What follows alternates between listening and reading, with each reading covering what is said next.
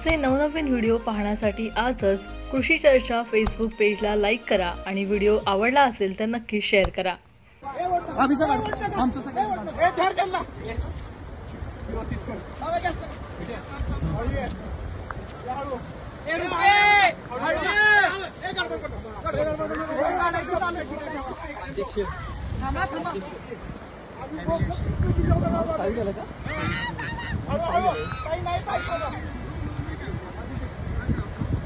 शांत